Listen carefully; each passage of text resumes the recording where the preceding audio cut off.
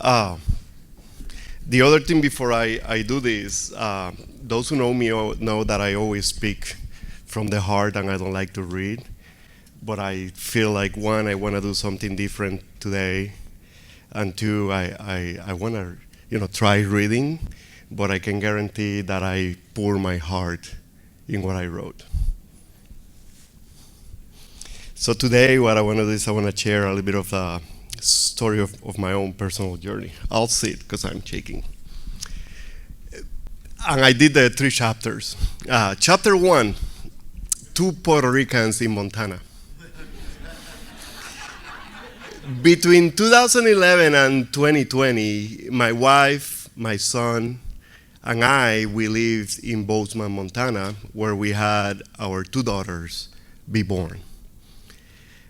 You see, we started our journey as professors, and we were trying to discover our professional identity while living in a very homogeneous state, very white.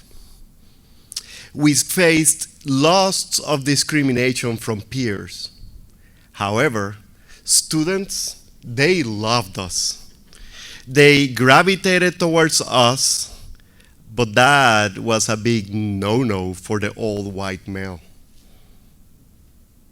The mix of caring, passion, compassion, and knowledge allowed us to create radical compassion. That's chapter 1. Chapter 2, legacy. When COVID hit, and as I turned 40, I started thinking about legacy. How can I do and be exactly what I was doing and who I was being, but for people who needed it the most? Yep. We started looking for opportunities, and the current one at You Must Well appeared. In the summer of 2021, I went through the interview process, negotiation, moving, in a window of like 3 months. This was a choice we made intentionally to be able to create more positive impact, to leave a legacy. As I was telling my office neighbor at Montana State that I was leaving after 10 years, he responded, "I always thought you were going to leave sooner. This place is not for you."